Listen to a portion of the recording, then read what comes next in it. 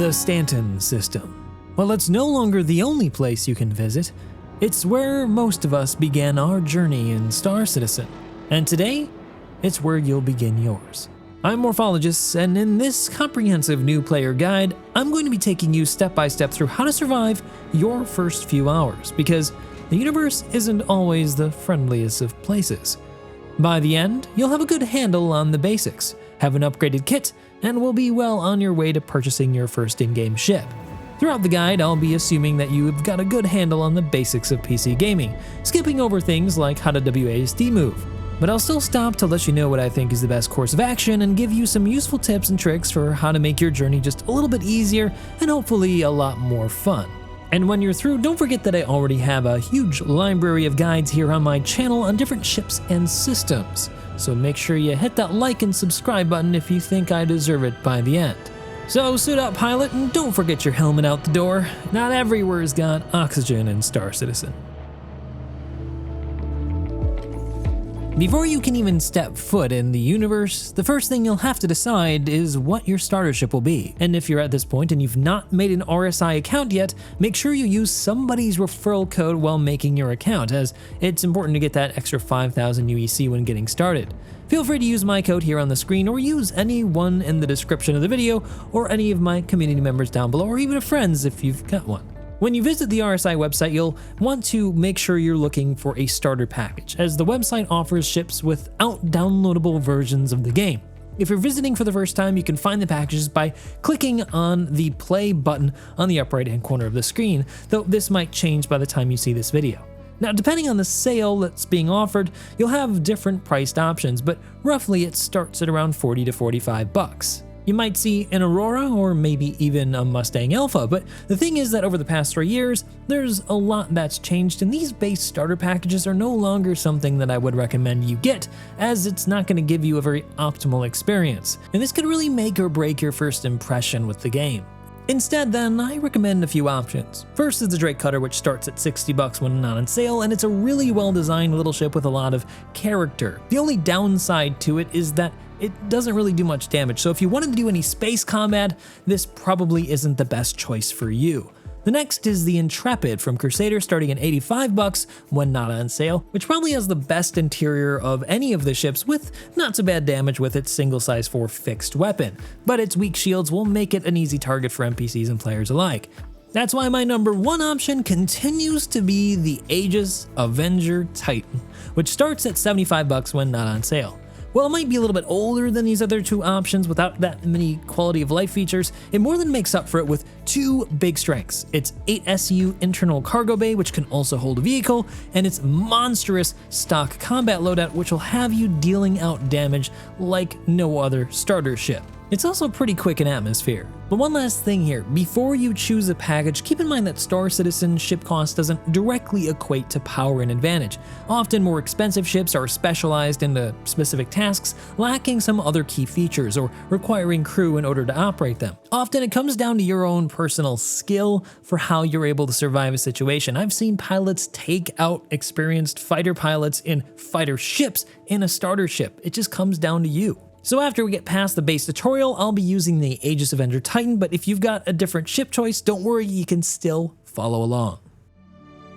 Alright then, I bet you're itching to actually get started here. So after you launch the game for the first time, you'll be presented with a couple of options for your first session. The Persistent Universe, or the PU for short as we call it, this is the MMORPG part of the game, and the other is a bit more out of scope for this video. It's called Arena Commander. It lets you load up slices of the universe to practice on various facets of it without the penalty of dying, which is kind of a big deal in Star Citizen and will be a bigger deal going forward. We're going to select the Persistent Universe for our first session, which will prompt you to create your character. If you've already created a character, you can simply skip this part, of course, but take as much time as you like and then craft what you want, because you can actually save it at the end using a new save selection option that you can then reopen and apply for a future patch when it gets reset.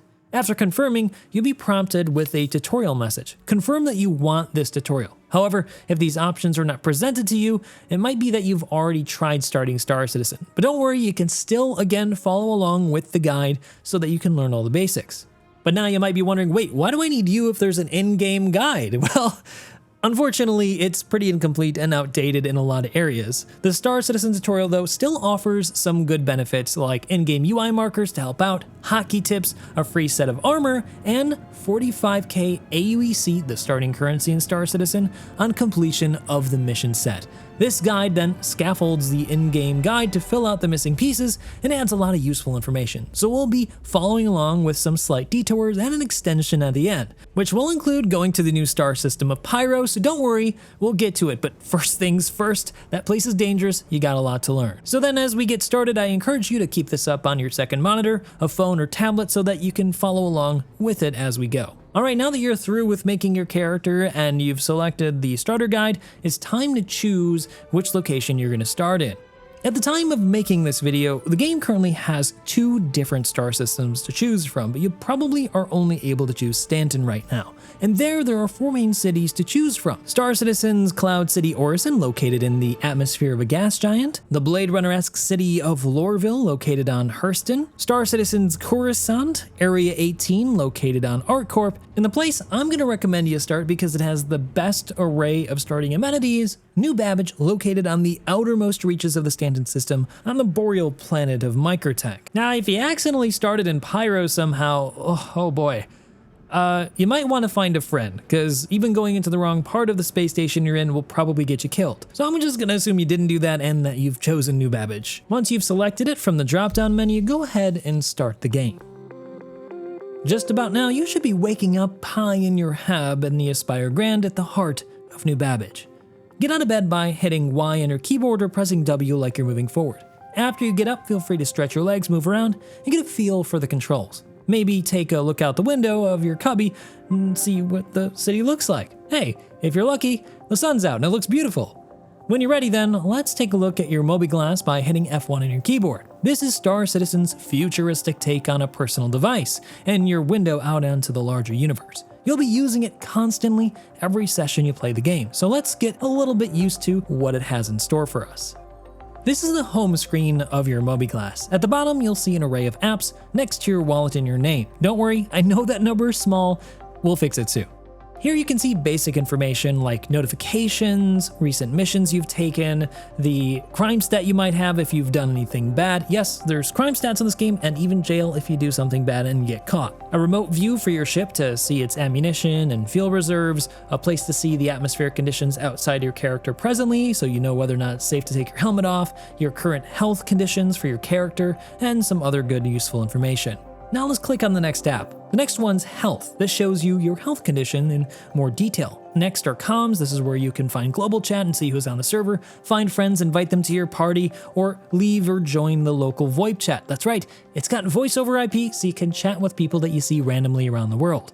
Next are contracts. You should see the starter guide here if you're following along with it, otherwise you'll see an array of other options. And then you've got the map system. This is a 3D representation of your immediate area. If you hold left click, you can rotate the camera around.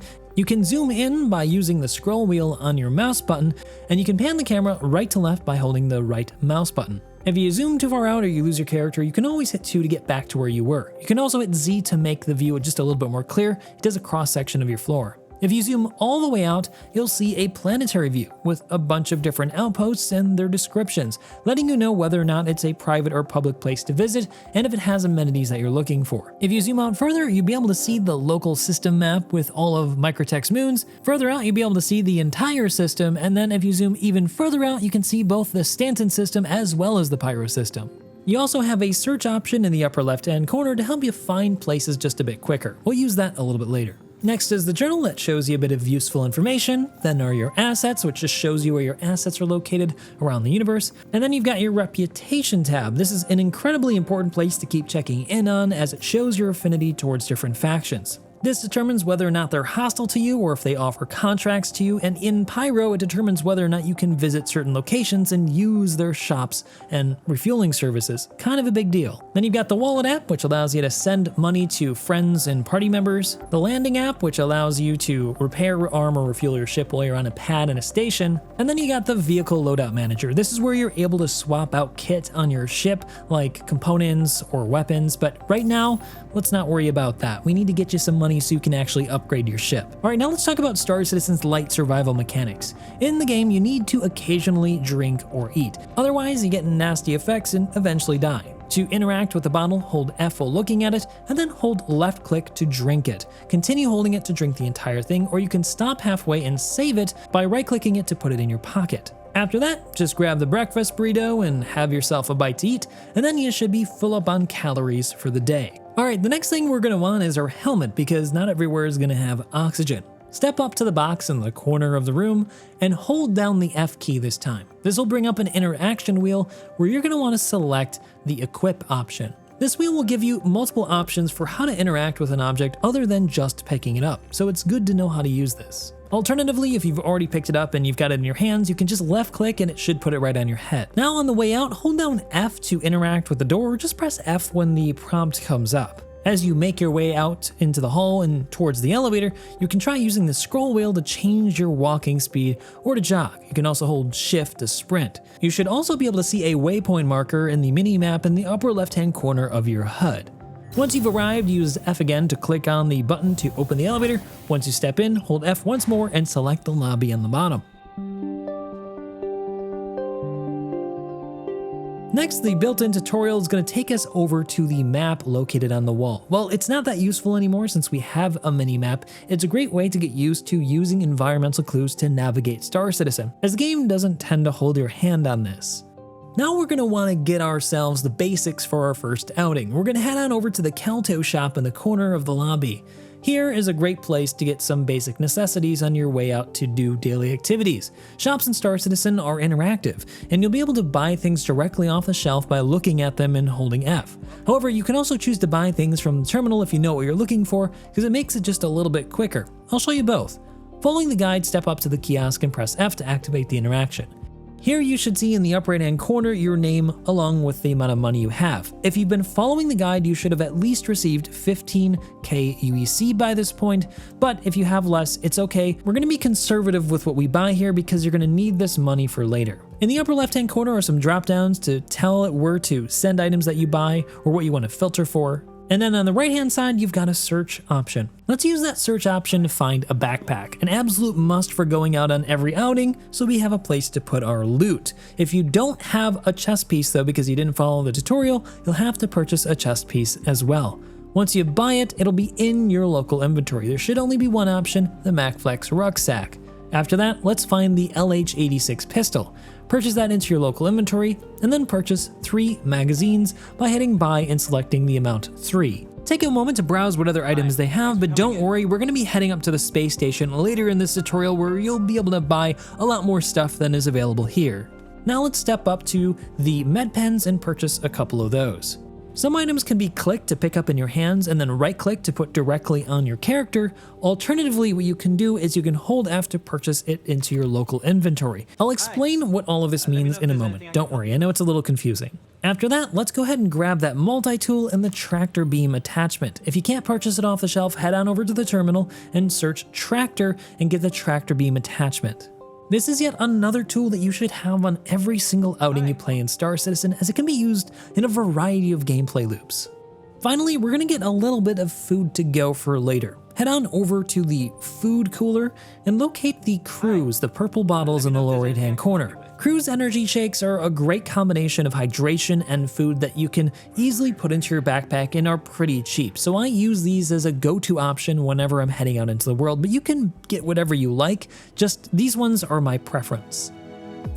That stuff we just purchased went into our local inventory. Now in Star Citizen, you've got 2 inventory types. Your personal inventory, which is connected to how much space you have within the equipment you're wearing, and the local inventory of a location, which is specific to that location and can't be accessed outside of it. Now for your reference, your personal inventory is much more limited in size and is determined by what you're wearing. Right now you're wearing light armor, so it's pretty limited, but as you upgrade through Star Citizen, you can get medium or heavy armor and even bigger backpacks to have more cargo space on your person to carry loot and other items to equip to your character, like additional magazines and additional weapons. So we're going to go access that local inventory I just mentioned from a local inventory kiosk located just next to the Kelto.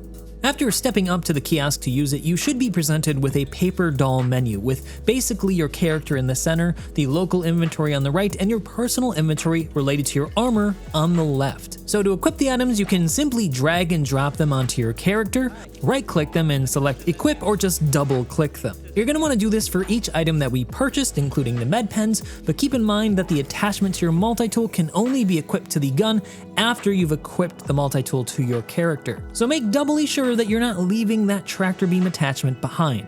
And now it's time to move on to the next little augmented section of this tutorial. We're going to talk a little bit about injuries and revival. Now, just across from where you are right now, you should see the Brentworth Hospital. There are hospitals located in each of the major cities and clinics located on each of the major stations. These are places where you can go to set your respawn or cure major injuries from Tier 3 to Tier 1, with Tier 1 being the most severe. Now, there are ships in the game right now with medbeds on them that you can cure these injuries with, but they only currently go up to Tier 2, so if you have a Tier 1 injury, the most severe, again, you'll have to go to a hospital or a clinic at a station or city. You can also purchase the specialized med gun here, which can temporarily heal certain afflictions like broken arms or legs while you get to the hospital. But we're not going to worry about that for now because it's kind of expensive and a bit more complex. And we'll revisit a bit of this later in the tutorial. Now it's time for us to head on over to the spaceport and eventually our hangar, where your ship awaits. To get there, we're going to use Star Citizen's transit system. It's a type of thing that you'll find in every city in the game like you find in the real world. It takes you to points of interest and is actually physicalized, so you have to wait for the next train if you miss the first one. Don't worry, they're pretty frequent. Head down to the platform, go to the left side that's labeled Spaceport, and wait for it to arrive. Once it does, step on, and off you go. There's no cheating here, you're on a physical thing that's moving you towards the physical spaceport, which is very far away from where you are right now. It's pretty cool, it's an immersive part of Star Citizen that I personally really like, even if it takes a little bit more time to get here and there versus other games which just allow you to teleport everywhere.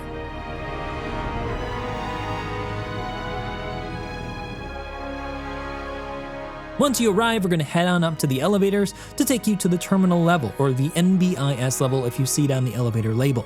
Once you arrive, you should be presented with a pretty epic view of the entirety of New Babbage across the frozen lake. Feel free to snap a few shots if you like, it's part of the whole experience.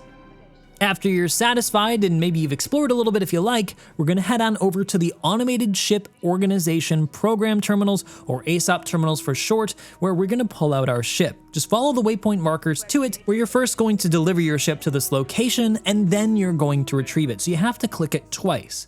Once you've done that, head on over to the elevator, scroll down on the button panel until you see your name plus your hangar size. Don't worry, if it's small, eventually you'll get a bigger one once you upgrade your ship. Welcome to your personal hangar, pilot. This, at your home location, is a place that's going to save whatever you put out. So if you set, say, some weapons or some furniture, which you can buy at Calto that we went to earlier, or even a vehicle, it's going to remember that you did that next time you log in. So it's kind of like a player home for right now. To that end, you've got a number of amenities here, like your own personal kiosk for taking out inventory and an ASOP terminal for directly taking out or storing vehicles without needing to return upstairs. Out inside the main hangar space, you'll have some areas to store stuff on the side, like extra vehicles, and you'll see two different amenities. The cargo lift, which is where you can store or take out larger items like ship components, weapons, cargo boxes, and the medical area, which is where you're gonna drop off bodies to take them directly to the hospital to get themselves sorted. Hopefully, you never have to use this in this tutorial.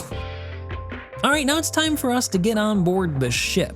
In the center of the room, you should see a Pisces C8 from Anvil. It's not the one that you bought, it's just the tutorial ship that is given back to the game after you arrive at the space station, where you'll get your real ship. This ship, like many in Star Citizen, are packed with details, which is why so many flight enthusiasts love the game. So take some time to take the details if you like, but your real ship awaits, and that one's maybe even a little bit cooler. So when you're ready, step to the back of the ship and click on the button just adjacent to the drop down ramp. That will open the door to allow you to enter. Now, as we step on board, I don't mean to scare you, but I want to remind you of one thing. From here on out, you want to be really cautious, because when you die in Star Citizen, your physical items are dropped with your body. Unless you're in a safe zone, which automatically retrieves those items, you'll have to physically go back and get it. So again, be real careful here. No punching the throttle or buzzing the tower just yet, alright? Let's take a step towards the flight deck and get in that flight seat. After a little showy animation, you should be in front of the flight controls now. You got a couple ways to turn the ship on. You can use Alt-R to turn it on, or you can hold F and press a physical button. Most ships in Star Citizen have physical buttons to press to give you a bit more of an immersive feel. With the ship's power on now, let's take a little bit of time to get through what the systems are on your ship so you know how to fly and navigate without crashing. Now on your HUD by default in the upper left hand corner you'll see your own ship's present status, including weapons, weapon group selection, and shield status represented by a growing series of panels. In the center top of the HUD, you'll see a heading indicator relative to the planet poles. Below, you'll see a horizon indicator as well as your inclination indicator showing your pitch up and down relative to the planet horizon. And then on the right, you'll see your altitude. Below that and to the left of the display is your gear status, VTOL status, G-Save status, and just to the right of that is your current ship's operating mode, which will be in default SCM mode, which enables weapons and shields, weapon selection, a throttle indicator, a velocity indicator, as well as a G indicator. In the center below the HUD is your ship's radar, which displays other ships and nearby structures, and then to the right of that is your afterburner indicator, countermeasure counts, which has 2 options, noise and decoy, and 3 more indicators for coupled mode, ESP, and lock. I know this is a lot to take in, but you'll learn what all these mean over time. I'm just giving you a brief overview. Next, let's take a look at our MFDs, or multifunction displays. By default, you'll see from left to right your own ship status like shown on your HUD in the upper left hand, and then your ship power settings, target ship status, and then your scanner on the far right. Now I'm going to teach you about 2 important ones here. The first being power settings, which you're going to use a lot when you fly. Star Citizen allows you to allocate a fixed amount of points determined by your ship's component grade and quality to different ship systems. Not every system can be powered simultaneously, so you'll have to decide what's best for you given the situation. Power settings will be changed depending on operator mode as well, so you'll have to reset them each time you change modes. For now, you're not going to be dealing with any combat, plus the tutorial ship doesn't have any weapons to prevent you from accidentally shooting anyone, so for now we're just going to keep the engines and shields powered and everything else left to default.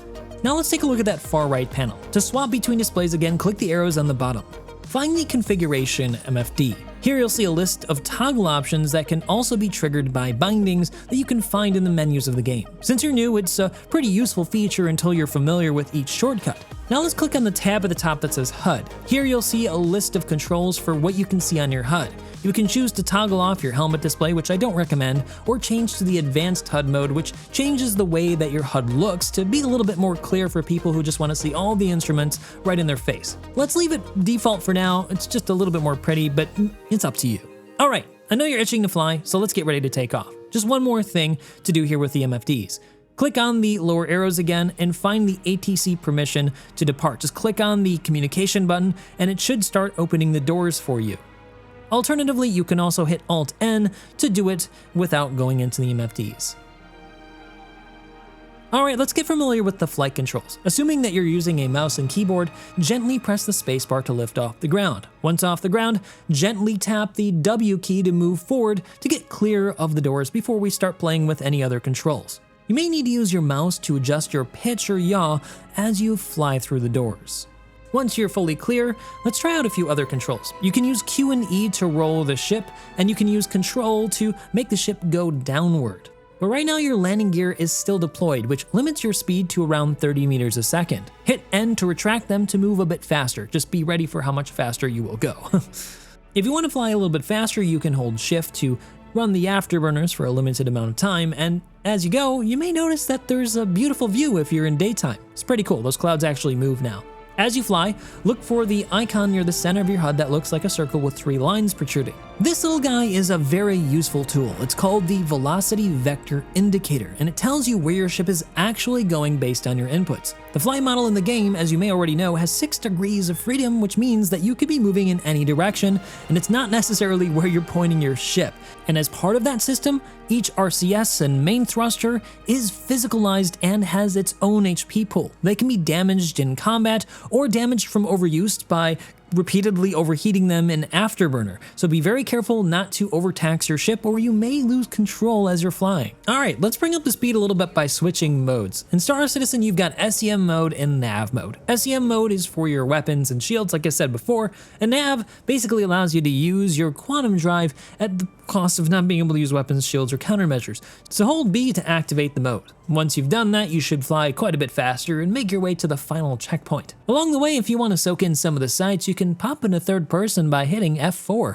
If you hold down Z, you can even rotate the camera. If you want to go back to default, hit the star key on your number pad.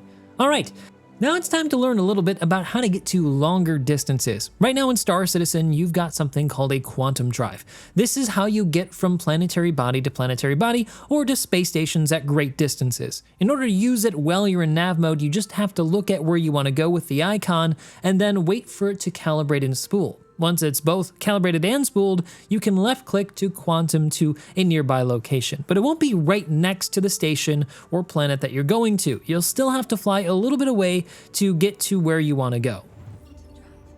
Now, before you go anywhere, let's pause for a second and talk a little bit about space combat. You're not going to get into any right now, don't worry, unless someone starts shooting at you. In that case, it's better just to fly away, as the tutorial ship doesn't have weapons. We'll get a ship that has weapons soon. Star Citizen has a few weapon types, but we're going to talk about just two for right now: ballistic and energy. Energy-based repeaters or cannons have a limited amount of shots as they deplete a ship's capacitors, and after it's depleted, they'll recharge over time. As mentioned earlier, putting energy into your weapons will give you a little bit more of a capacitor size in order to shoot a few more shots before it has to recharge. Ballistic weapons, on the other hand, aren't limited by power but are instead limited by cooling. They'll eventually overheat after you hold down the trigger, and unlike energy weapons, have a fixed amount of ammo before they run out, at which point you'll have to go to a station in order to resupply. The benefit of ballistics is that they have a chance to penetrate shields and will go through hull to disable systems and do a little bit more damage, of course at that cost of having a limited time on target. So it's best to use those sparingly when shields are close to going down. Most ships also have a supply of missiles, which can be activated by hitting the middle mouse button. You'll have to have something targeted in order to shoot off a missile, but right now don't target anything, because if you do well in missile mode, regardless of whether or not you're going to shoot it, it's an act of aggression. And if you've targeted a player or a station, you'll immediately be marked as hostile and be fired upon. So don't do that, please. You won't last more than a few seconds in this tutorial ship. Alright, now making sure that you're outside of missile operator mode, let's try targeting. Targeting ships can be done by hitting T, and by default, it's going to target whatever directly in front of you. But you do have other options if you look into the settings to target things like ships nearby you, friendly ships, or targeting behind, but this is more for advanced users. So if you want to explore it and see what the bindings are for it or set up some bindings, feel free to do so, but for now, you just need to do T. To untarget something, hit Alt-T. Targeting somebody will be affected by distance. Sometimes somebody's too far away in order for your sensors to pick them up, but you might be able to see them visually. So you might have to hit the tab button to ping to have them pop up to be targeted. This will especially be the case for ships that have stealth components or are a stealth ship, where you won't be able to target them until you're almost on top of them. Now, what targeting does is tell your ship's computer how to calculate where you should shoot your weapons in order to hit them while they're moving. That firing solution is presented to you by circles, which we call pips. By default, they're lead pips, but you can change these settings later if you prefer. You can do them in the settings MFD I showed you a little bit earlier. Now, if you're being shot at and your shields go down, or you know that missiles are coming in at you by getting a missile alert, you can deploy decoys by hitting H to throw out some distractions, or temporarily disrupt enemy targeting by using your noise field with J, but use the noise field sparingly because you don't have very many of them. They're a last-ditch effort to get out of a sticky situation. By the way, you can also use the tab ping in order to see obstacles in the dark while you're flying on the dark side of a moon or planet, and you can use it to find mineable materials or points of interest in the wild. This brings me then to the death of your ship. In Star Citizen, you won't typically just explode after being neutralized. Instead, you're going to enter a disabled state unless somebody death blows you. We call it soft death. Hard death is, well, your ship isn't there anymore, so you don't have to wonder if you're still afloat and your ship won't move. With engineering mechanics, there's a chance that you'll be able to hand repair the affected modules to put your ship back into action. But it's more than likely that you've just been permanently disabled, and if you find yourself in this state, it's best to eject or exit quickly, as you may soon explode from a death blow or be boarded by other players, so watch out for that as well. I've bookmarked this section of the guide, so feel free to revisit it once you're confident enough when flying to do some space combat. For now, let's get back on track with the in-game tutorial. Alright, let's return to nav mode and aim for just to the side of the station, like I said, to be safe while you burn towards it. When you draw near, swap to SCM mode by holding B. Once you have slowed down enough and you're nearby the station, it's time to request landing permission once again from Port Tressler's ATC, just like we did when we took off from New Babbage. You should then get a notification that you've been assigned a hangar, where you'll follow the HUD indicator on your screen to that location.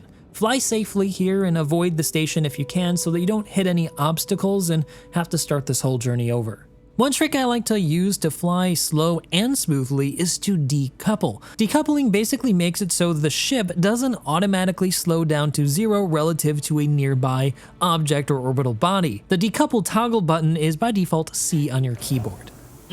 Buttered that landing. After landing, it's good practice then to turn off your engines to prevent your ship from expending any further fuel. It also will prevent it from jumping up in the air if by chance the wind takes it up. You can do this by pressing I, which will keep your ship systems like shields still online. Next, exit the ship by holding Y to exit your seat, and return to the rear ramp, sending it down using the button like I showed you before. The layout of the hangar here will be roughly the same, should be a side open hangar since you're in a small ship. Just head on over to the elevator and get on over to the ASOP terminals in the lobby of the station. Here we're going to store our ship as the tutorial concludes, and then we're going to check our journal to complete the full in-game tutorial. Congrats, pilot, but the journey isn't over just yet. While the official tutorial has concluded, mine's not done because we've got just a little bit more to cover and I gotta get you to some places to have some more fun. We should also have received around 45k UEC for this total mission, giving you a nice little pool of cash to do with what you will, but again, use it sparingly because you might need it if you, unfortunately, kick the bucket, which, I mean, as a new player, it's gonna happen. Just be ready for that. Alright, in a moment, we're gonna go spend a little bit of the money that we've picked up from this mission, but first, we're gonna do something that you should consider doing every time you land at a station, and that's reset your medical clinic spawn location. We're gonna do that by heading on over to the clinic and going over to the Olympus Insurance Terminals. Here is where we're gonna be able to set our new spawn point as this station. This location will also have other useful services like requesting a room to heal injuries, as well as a pharmacy to pick up some extra medical equipment while you're in space. Next though, we're going to check out some of the other services on stations which you'll typically find on every station around the verse, including in Pyro. We're now going to look for the set of elevators, which in the case of Port Tressler is going to be just adjacent to the clinic. There, we're going to take a trip down to the cargo deck. This is a low orbit station, so it handles cargo transferring from the ground to space, and that's why some of the missions you're gonna get here is to do just that, to bring cargo to the station. At this location, you can buy things useful for hauling cargo, like buying some extra cargo boxes that you can store more items in your inventory, or you can buy extra multi-tools, or an even bigger dedicated heavy-duty tractor beam for moving boxes that are a little heavier and to move them a little bit faster. After you've had a look around, let's head back to the elevators and go to the Galleria level. Now, the Galleria is kind of like the mall for the station. This is where you have a bunch of other shops and services. Here you'll be able to find components for your ship, for example, or ship weapons, and personal armor. While you're here, I recommend checking out the armor shop, which is going to give you access to some better armor if you want to get some medium or heavy armor. Just be aware the heavy armor, well, it's going to provide you with a lot more protection, will make you a good deal slower. But my main thing I think you should pick up here is a P8 SMG, which is your primary weapon that's going to help you deal with baddies more efficiently. Don't forget to also pick up some spare magazines like I showed you before, and once you're done, you just have to find one of those inventory kiosks in order to equip those items to your character. Take as much time as you need to take a tour around the station and maybe buy some extra stuff if you like. But when you're done and ready, head back on up to the ASOP terminals back at the lobby and go down to your temporary personal hangar here at the station. This is where we're gonna pull out our real ship, the Avenger Titan. To do this, we'll return to the ASOP terminal inside the hangar and retrieve it as we did before with the C8. And afterward, immediately step away from the ASOP terminal and just watch the show. And don't walk over the edge, you can fall down in there and die.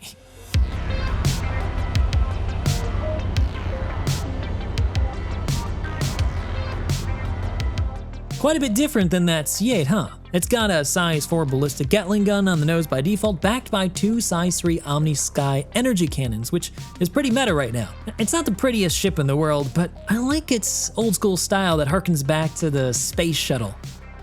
Now the Titan has two options for entry, one near the cockpit and another near the rear ramp. You'll use the cockpit entry to get in when the cargo bay is full, but for now, it's easier to just use the rear ramp and take a little tour of the ship as we go. The Titan is a little bit of an older ship, so it doesn't have an interactive panel just yet. If you want to open it, then you're going to have to just step to the side of the ramp and look for the interaction key. Once you find it, hit F and the ramp will come down. Alright, now before we head on over to Pyro, I want to teach you one other thing, and that's about missions and some of the tools you'll need to use to do them. Because the reality is, if you are going to go to Pyro, there's a high chance you're not flying back. You're probably going to die. So, what can you do to make some money to buy some extra kit when that does happen? Well, you head on over to the contracts manager inside your Mobi-Glass, where you'll be treated to a bunch of different options for missions. For a quick overview, you got racing missions, where you go to a track and you do a time trial. The faster you go, the more money you make, but this is not recommended for somebody newer to Star Citizen. Next are salvage missions, which sells you a deed to a broken ship where you'll need to fly out to it and strip the hull plating, components, and cargo, but you'll need a specialized ship like a Vulture to do this. You can do it by hand, but it's a bit too slow for that right now. Investigation missions, which sends you to a location to find a missing person. Generally, it's non-combat focused, but you can run into some NPCs that will shoot at you, so it's not a bad option for new players. Search, where you look for missing goods. This definitely will involve a little bit of combat when you find the goods to haul aboard your ship and bring them back to the person who it belongs to. Mercenary missions, which are exactly as they suggest. You're a hired gun to go shoot up a place to protect something or something or other. It's guaranteed combat. Research, simple mission type, which just requires you place a satellite. It's not a bad way to make some easy money.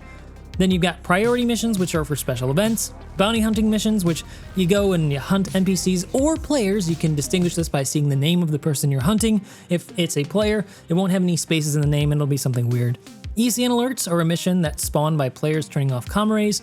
And those are satellites located in each planetary system in Stanton, which records crimes when they're committed. If those things go off, somebody can commit crimes in that area and get away with it without getting a crime stat. So that's kind of a big deal. So if you go to turn that back on, you're going to get shot at because there's definitely a player there. Then you've got hauling missions, which are profitable missions requiring you ship a number of cargo boxes from one location to the other, from very small loads to extremely large ones. And then delivery missions, which are much smaller versions of hauling, where you've got to load just 1 to 3 boxes by hand into a small ship. So these are really good for beginner level ships. On top of the mission finder, you can find a verified slider. By toggling that, you can see unverified missions, which gives you a list of generally illegal missions. Like I said, there is a way to get a crime stat in this game and go to prison if you get caught. So if you don't want to go to prison and you don't want to be a criminal and get shot by players, then you probably shouldn't use any missions in this area unless you read the description and are sure that it's not going to get you in trouble. Alright then, so what should you do? Well, my recommendation is either to do the delivery box missions, or what I'm about to take you through for just one sampling of this, the hauling mission. And the reason why I want to do this one is because it gives you a chance to fly around Star Citizen without the stress of being shot at, to learn the ropes of flying and navigating, and you'll be able to see some cool places, loot some stuff and get some extra gear, and learn how to use the tractor beam tool, which, like I've already said, is used in a lot of different gameplay loops in Star Citizen. Plus, these tiny hauling missions will give you 50,000 AUEC a pop, which is not bad. Now, I highly recommend that you've got a Titan for this one, but if you have a different ship, one that doesn't have a cargo bay, you might not be able to do it. So here's what you're gonna do. You're gonna go to the Contracts tab and accept the first introduction mission. This is gonna give you some rep. It's your trial mission for doing hauling, and that's gonna deliver a set of boxes from 6 to 10 SEU to the station that you're located at. It should say from Port Tressler to some location on the surface of Microtech. Next, you're gonna head on over to the cargo elevators terminal just beside it. Once you activate the terminal, you'll see the left and the right side. The left is the elevator lift itself, the right is the local inventory. You're going to want to send the elevator down first by hitting the downward arrow key, and once it's down, you can drag and drop the cargo boxes onto the lift. After you do that, you send it up and it'll be delivered to you. Now here's the part where you're going to need to use your tractor beam tool. You can swap to your tractor beam by hitting 4 on your keyboard, which will bring it up. In order to activate it, look at the thing you want to grab and press the left trigger button. This is going to activate the tractor beam and allow you to pick it up. Now, you can only move things at a limited speed, so when you move this thing onto your ship's cargo bay, don't do it too quickly. Since it can be difficult to get it into a ship like the Titan, you may need to rotate it and reorient it to get it on the cargo grid. So to rotate it and reorient it, you can hold R and rotate it using the mouse. Once you've loaded everything onto your cargo grid, you're going to have to enter your Titan from the front like I talked about earlier. You just go up to the side, hold down the F key with the interaction wheel, and hit enter pilot seat. After that, we're going to take a look at the map system and find out where we need to go. Find out where it is, click on it, and hit set destination. This will clean up the UI when you go into nav mode to be able to more easily locate the location you need to go. You may need to quantum first to microtech, and then you can quantum to the location on the surface. Now, maybe a bit counterintuitively, you need to look at the location you want to go through the planet. It's likely on the other side. Once you do and you're aligned, you can go ahead and quantum jump. There will be a really cool animation spline that'll take you around the planet. It's a great view, so hold Z to look around while you go. And when you get there, take your time flying down to the location. Skim some clouds or do some low flying, but be careful not to fly too low. As you come in, make sure you watch your altitude and speed, and if it's really dark, you can hit that tab button I told you about to ping and see a representation of the terrain around you. Just keep hitting it until you get close enough to see the landing lights. The area is pretty well lit, and from there you should be good, or you can hit T to turn on your ship's lamps. As you approach, take some time to fly around the distribution center. It's a pretty cool location. They're scattered around the Stanton system. There's a lot of gameplay here to have in the future as well, including some combat opportunities and a lot of loot as well. But we're gonna go ahead and try to find a landing pad, which is usually towards the outer edges of it, or you can request landing to land in a pad that's similar to a station if you prefer. It's also a little bit safer, but I like using the outside pads because it's just a lot more pretty. Once you're down, you can use your F key to open your canopy and then look to your left to see exit ship to get out the alternative way of the Avenger. After that, it's a simple reverse process of finding the cargo elevator and putting all the cargo you just brought onto it. If you landed at the right location, you should see one pretty nearby this large outdoor pad. And just like how we got the cargo out from the station, you're gonna have to go to the terminal here and send the cargo down once you've collected all of it. After that, I highly encourage you explore the area and look for some loot boxes. You can usually find them by finding out whether or not you can interact with it, and if you can, you hit F and it opens up this screen, which allows you to drag and drop or shift click stuff directly into your personal inventory, or if you click that arrow in the upper right hand corner, it opens up that paper doll menu I showed you before, where you can drag and drop stuff from the local inventory or the box or the body you're looting directly into yours, or even swap items if you wish. When you're ready though, open your Mobiglass and take a look at your Reputation tab. Here you'll see a new entry. You've just done a mission for Kovalex or another company, which is going to give you a beginner level reputation level with them, which means you get beginner level contracts. The more missions you do for them, the more reputation you'll get and the better contracts you're going to get. If you do something bad against this company, like say you kill some other staff at their outposts, they're not going to like you anymore and they're not going to give you any more contracts. Reputation in Star Citizen is getting more and more important with every single patch. In Pyro, for example, there are a number of factions, and depending on who you side with, the other sides won't necessarily like you anymore. They won't let you land at their outposts, they won't let you refuel, and if they see you, they'll probably shoot at you or even hunt you down. So you gotta be careful with who you're getting rep with and who you're shooting. So think before you pull the trigger. By the way, if you lose your ship and it explodes, you can always claim it back with insurance. Right now, there's no complex insurance system in the game, so you can just reclaim it back for free for a duration of time. And you can pay an expedited fee to speed it up if you like. Starter ships usually come back right away after you claim them on insurance, so it's not really a big deal if they explode. Some other ways to make money in Star Citizen that aren't missions are, for example, to sell the things that you found through looting at some of the shops you go to. Usually the shops that sell the item that you want to sell to them will give you a little bit more money. You can also do cargo trading on your own, where you buy goods and then sell them other places to make a little bit of a profit. You can also do a little bit of hand mining using the multi-tool. You just need the orbit mining attachment, which you can get at stations or cities, and you have to find a cave or a ground location with rocks for you to hand mine. Now there are big ones that are meant for ships, those ones can't be mined. This is a little bit outside the scope of the video.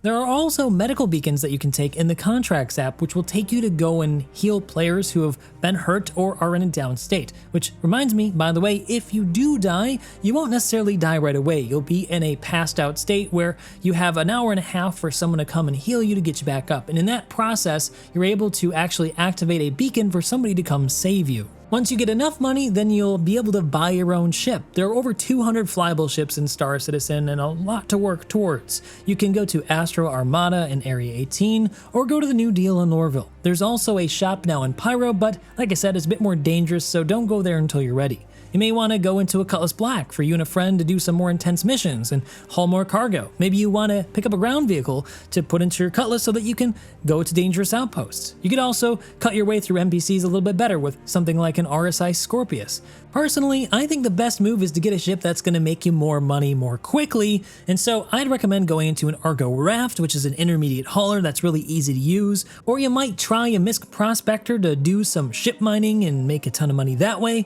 or you could pick up the Vulture and do some salvaging. There are ultimately a lot of choices, and it's up to you which you find to be the most entertaining. Personally, I actually like doing tons of bounty hunting missions, so I went into space combat, but it's definitely not the best way to make the most amount of money in Star Citizen. Alright, it's now time for that trip that I promised to Pyro. It's definitely not a place I would recommend you go if you're new to the game and this is your first outing, or even your 10th. It is a land of pirates and villainy that will almost certainly end with you adorning some guy's trophy wall. But I'm sure some of you guys are just gonna risk it anyway and go, so the way I figure it, I might as well give you a better chance at surviving. So here's a bonus guide for taking a peek through the jump point. To get to the Pyro system, you're going to need to take a trip through Star Citizen's version of a wormhole. It's kind of like a wormhole. They call it a jump point, and it's how you get from star system to star system. In order to get there, you're going to have to locate the Pyro jump point in your Mobi-Glass and set it as your waypoint, like we've already learned before with the previous mission. One thing you will have to learn though is how to refuel and rearm. I've talked about this before, but starter ships have a limited quantum fuel tank, which means that getting to the Pyro jump point and getting even through it to the other side and jumping around is going to require you refuel multiple times. So you'll need to land at a space station pad or hangar and use that refueling app I told you in the Mobi-Glass so that you can rearm, refuel, and do whatever you need. You can also use this to repair your ship as well if you've taken a lot of damage. Once you arrive at the jump point, the next thing you're going to want to do is make your way to the big glowing thing. That's the jump point. It may or may not be open. Either way, it's an axial phenomenon, so you can only enter it from a conal-shaped approach. In nav mode, you'll have to navigate to the UI gates that you see in order to orient you in the right direction, and there you'll also see some structures that will allow you to better locate where that entry point is. At the end of the gates, you'll arrive at the jump point's event horizon, or something like that. It's a fictional location, so I'm just going to borrow some terminology. At the event horizon, if you're in nav mode, your jump drive will automatically begin tuning. Once it gets to 2 green bars, if the jump point is not open, and you'll know if it's open, trust me, you'll hit the left mouse button to send an energy charge to open it up. Once you do that, you're going to accelerate into it and cautiously navigate around the obstacles. If you hit the edge or hit one of those obstacles too many times, you're going to fall out of the jump point and be extremely far away from either Stanton or Pyro, depending on how close you are to either side. And at that point, you might as well self-destruct because a starter ship probably doesn't have enough fuel to get out of there, or you could call in local chat to see if somebody will come and help you. But it's going to be a little difficult. Once on the other side, assuming you made it, you're going to be in a place that's still controlled by the United Earth Empire, and laws will still apply here. But this is only a small buffer area, and it won't stop some pirates from hunting you down right at the exit. So be ready to make a beeline straight for the station as fast as you can and request ATC permission to land, and that's where you're going to set your respawn for now and do some refueling before you head off onto another location. After that, you can visit anywhere you like in the system. Just keep in mind that you won't be able to jump more than once, so wherever you're going, make sure you scope out the next point you're going to use to do some refueling. Otherwise, you're going to get stranded, and I guarantee you helping Pyro is going to be you dying. Places to visit might be Terminus at the outermost edge of the system, or Obituary around the beautiful planet of Bloom, my personal favorite, or Pyro 4, a close second for me, which has got a bunch of cool landing areas. Anywhere you go, though, has got the possibility of PvP, and initially, without any reputation, you should be good to land anywhere. But once you start taking missions in Pyro, which align with one of the factions, the other factions will tend to not like you. Personally, I went with Citizens for Prosperity, since I'm a goody two-shoes, but it's up to you who you want to side with. So that's it. Congratulations, pilot. You're well on your way to becoming a real citizen of the stars, or Star Citizen. Now you know why it's called that. There's a lot left to do. There's friends to meet and hidden mysteries to find and awards to discover. So the best of luck to you, and if you're still a little bit worried and want a wingman, you can always check out my Armco community in the description below, where you can find an active group of players to help you out if you ever need it. Otherwise, you can always check out other videos on this channel, and if you like the content that I do and you want to support me more, you can feel free to support me over on Patreon, which allows me to spend more time like this to make big, long-format content like this guide. Any more questions, or if you just want to tell me what you thought of the guide, let me know down below. Hope to see you guys in the next one.